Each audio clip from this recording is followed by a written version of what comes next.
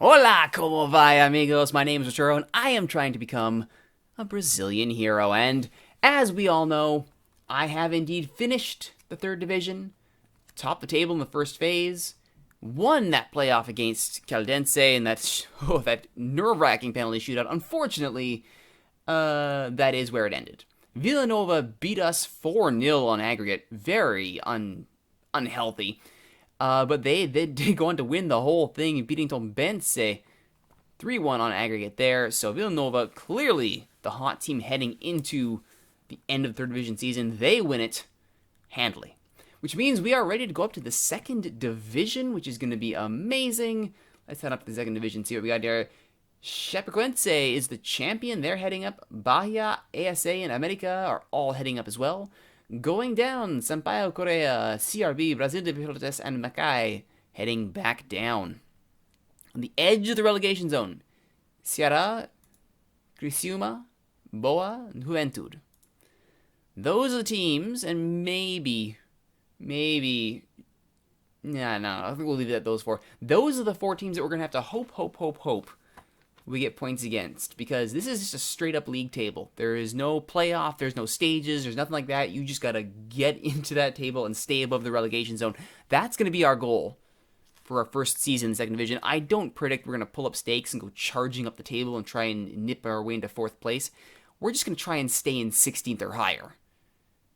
Joining us, by the way, in going up, if we have a look at the second stage quarterfinal, it's going to be Londrina, Villanova, Tombense, and Fortaleza all going up, so those will be our third division friends going up with us. Good group. Speaking of a good group, pretty darn happy with our solid season in third division. Great performances up and down the roster. Mauricio is going to be getting his chance as Josiel's backup next season, as Juninho has called it a day on his playing career. He'll be retiring, which sounds like he will be going. I hope that means he's still our goalkeeping coach. Hope. If not, we have a bit of a problem. But either way, he's been great for us. He had 4 appearances this season, looked okay during them. And now it'll be Josiel and Mauricio to carry the torch going forward. Celzinho, 5 assists. Lucas Ramon, 1 in 5 appearances. Celzinho's still the better overall in the season, though at 28, he's starting to get on in years. Lucas Ramon, though, he's still got room to grow, and he will be definitely somebody to keep an eye on going forward. Chico is still with us. He's got another year on his contract. Only 500 a week, so it's not a game breaker for sure. And he still has some room to grow as well, though I'm not certain he's going to find a place in the second division. He will likely go on loan, see if we can get that salary off the books, save a little bit of money. On the left side of the park, Paulinho and Jardiel. Don't let Rafael Gava fool you. He's definitely attacking midfielder. Of the two, Jardiel had some real stinkers down the stretch, dragged his average down, but 7.11 in 29 appearances, 7.17 in 19 for Paulinho, so he's still a depth option, but a good depth option at that. Very glad to have him. Jardiel, though, will definitely be the player of the future going forward as we enter the second division. In the center of the park, here's where things get fun. Italo will be gone. His contract has expired, and we are not going to be renewing it, so he's gone. But Silvio, Nick, Luizao, and DePau are our 4 starting things off. Nick is an interesting one. And so we look at his, he's definitely a central defender, but he is a depth signing that is purely there to be like DePau version 2.0. Good physicals, he can jump, and he's fit, and he's got strength to burn. Stamina's a bit low, that's going to have to be brought up. But he's got it where it counts, and this is the kind of guy that we want on the bench as a backup, as part of the 4 pillars approach. You might be saying, okay, well, that's all well and good, but really? You're going to rely on Luizao as one of your 4 pillars? Oh, no, my friends, not a chance. Matias Mendes from Botafogo, we wanted to secure his rights, paid the 9.75 transfer fee, and yes, indeed, he will be joining us. He's getting a bit of a pay rise, too. 1.1 he made at Botafogo. He is, I believe, making 1.8 or 1.9 with us, so he's getting a bit of a pay rise, but it's worth it. That's a pretty solid signing, 4-star signing. Very happy with him. He and Silvio will be my 1-2 going forward with DePau and Nick as my 2 backups. Luizao, we're going to try and get rid of him, loan him out, see if we can get rid of him, get his salary off the books, move on from there. Again, on the whole, the 4 pillars approach did well. 7.21 season average for Silvio, 7.02 for Luizao, and DePau in his development continuing, 6.95. So still good work all across the table there. In the defensive midfield hole, well, we know all about Diogo Roque. 7.49 for the captain. Absolutely stellar stuff. Even chipped in a goal and 2 assists. The 30-year-old doing very well to lead by example for this side. Very happy with his performances. Also trying to train him as a central defender just as a depth object. So you never know. You just never know. Igor Pimentel, only 3 appearances, but 7.0. I am very happy with him as a backup to Ray. He's very much sort of that all-purpose defensive midfielder. It's definitely something that we were going to be needing once we lose Prosper Kofi. And in every way, Pimentel is an upgrade over Prosper Kofi. The physicals alone are jaw-dropping at this level. Very nice.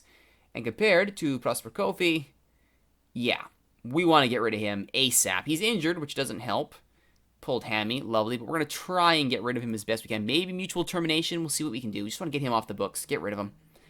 Ray has just been absolutely sensational. 7.67, look at him, he's now rated 3.5, pretty darn good. And he's only 23, so he's going to be with us well into the future. Jumar as well, one of those defensive midfielders, 7.24 average, just excellent 30-year-old. So it's basically the Jumar and Ray show with Diogo Roque coming off the bench and then Igor Pimentel backing them up. A great 4 pillars approach in the center of the midfield, too. Very nice indeed. On the attacking front, yes, sir, our young super stud of the future, Tomas. He's made the jump up, and in 2 appearances, 6.9. In that match, our final match against Villanova, he actually had a shout at a goal, but rolled it past the post. Wouldn't be the first time a youngster has shown me up. But he's still got some room to grow, so I'm hoping time with the first team will kickstart his development. Goodness knows we want to keep the interest away from all those teams snapping at him. Hopefully we can get him some good senior minutes, get him on a nice long contract with a nice big minimum release fee. That would be fantastic. Angelo, as far as a utility midfielder, did pretty good. 6.91, goal and an assist. He's still got room to grow as well. So Angelo I'm happy with. He's going to be sticking around. Edmar, 7.95. That is disgustingly good for Edmar. And he's still 28. He's still a lock for the center of the park. 32 appearances plus 2 subs, 7 goals and 10 assists. Linchpin of the attacking core. He's staying. Victor Ufo, not a bad replacement as far as replacements for Celzinho the attacker go. Pretty good indeed. Quite happy with him. 7.36 in 8 appearances. He'll be sticking around. Guga. Guga. I think we may have hit the end of Guga's development. Try as we might. We got him to 2-star. But I don't think we're going to be able to get him any higher. Try as we might. And I don't know if the second division is going to be the place for him. We'll try. We'll see what we can do.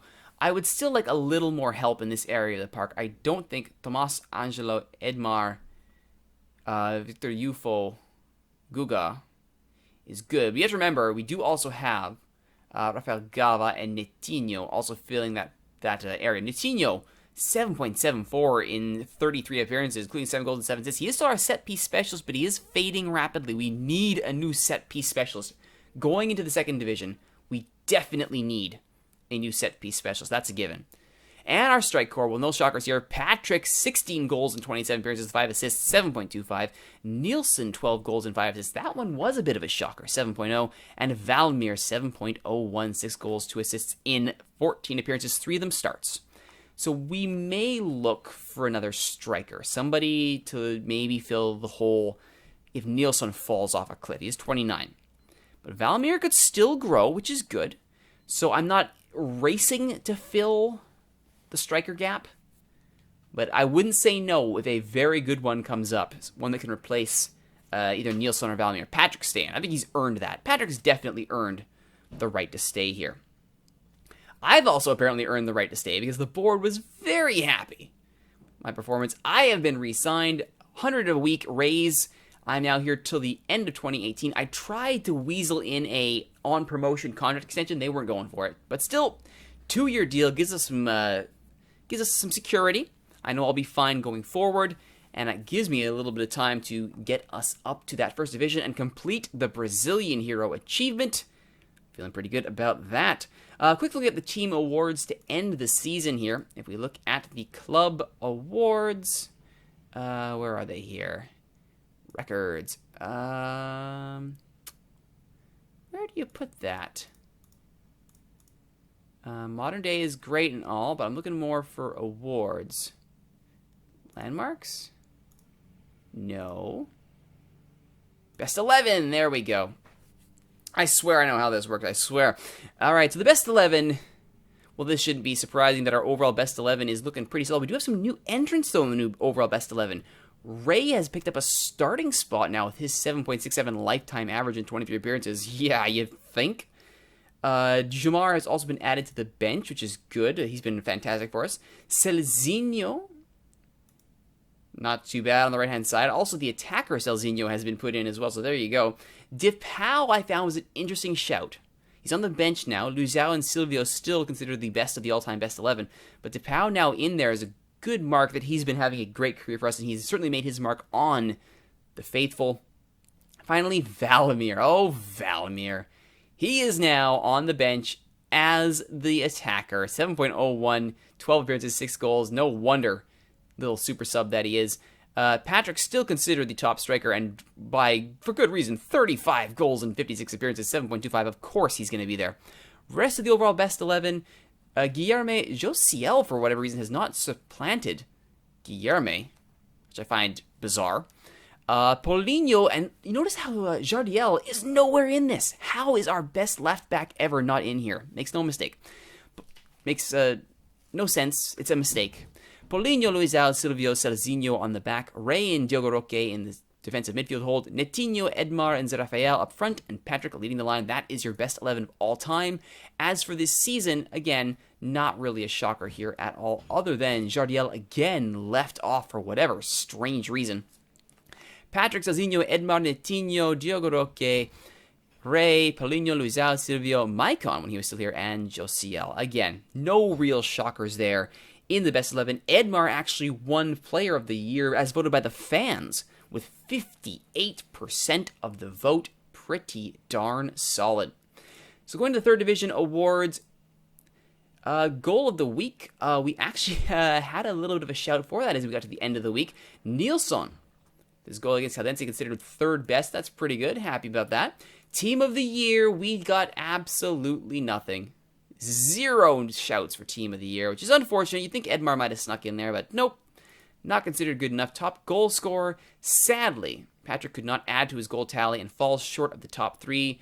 Judivan from Tombense getting the nod with 13 goals and an assist in 22 appearances. Young Player of the Year, Matthias Vital from Öst. We did not even get a sniff at that. Unfortunate. I think Tomas can get a shout at this next year, though. We'll see. Hopefully he does. Goal of the year, well, I mean, it's unfortunate, but Matthias Vital from Ost with a great strike. That's wonderful. Head coach of the year, though, this shocked me. Oh, look at that, second place. Obviously, Villanova's head coach for his fantastic work. He gets the top nod, no surprise there, but coming in second, that is pretty darn solid for me. I am quite happy to get second overall in Manager of the Year. Very, very happy indeed. Finally, on the financial front, we are in the black. Thank goodness. 846,000 added to the coffers from our end-of-season placement performance, which puts us solidly in the black. Now, as we all know, the only reason that we are this far in the black is because of all those players that we sold. That's going to drop, and it's going to drop hard next season. However, it's important to note that in our finances, we have almost paid off our state loan. The original debt of 1.14, only 13,000 left. We're basically going to pay that next month. So at the end of this month, we will be done our state loan entirely. We will just have our 1.5 million bank loan, costing us 21,000 a month. So getting that 13,000 a month off the books, it's kind of key. Anything we can do to lower our monthly hit is great. I wish you had the option to pay off early or make lump sum payments, because that'd be really nice. I'd like to make lump sum payments on loans. Oh, something to consider for next time, I suppose. But that's what we're looking at. That's the state of the squad. That's the state of the third and second divisions. That's what we're looking at going into our second division season. Our first season there will be next time on Brazilian Hero. As you can see, our friendlies against our teams that we had those transfer deals with will be happening. That will be Sivaspor. And if we go to the next page here, Portuguesa, Londrina, and Operario, we haven't yet heard from our other friendly that we've been demanded. but I think it's coming up. If we go to the schedule arrange friendly here, it hasn't shown up yet. I know it's been made. Somewhere at some point it should come in. I mean, they have to say yes. Yep. Eskilspor. Eskisi's a Turkish team. They have to say yes. So I assume at some point this is going to happen. We'll just throw that in there for next time. Also probably get a Friday friendly in there as well against a nearby team. Hey, junior team, one of our affiliates. Come on in. We'll see how that goes. At the end of the season break, you can see we have a lot of happy people in their training. Some of the best training results that happened were, in fact, the likes of Tomas and Mauricio, which is good. We need them to be good. Some of my veterans starting to go down. No shocker there. And as I said, when we come back next time, we play our friendlies and we get ready for our big season.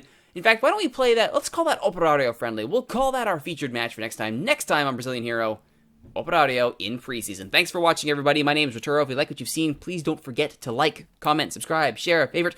Tell all your friends about these videos on YouTube. Leave a comment like we got from JC Superstar, who said congratulations. Oh, thank you. Can't wait to see the signings. Well, so do I. I hope Matias Menzies is as good as he's advertised. Hoping Nick does well. And if we find a striker, I'd like to see that too. Don't forget, every episode is recorded live on Twitch, twitch.tv/Rituro. Hope to see you there. Until then, my name is Rituro. I'm trying to become a Brazilian hero. Thanks for watching, everybody. We will see you next time.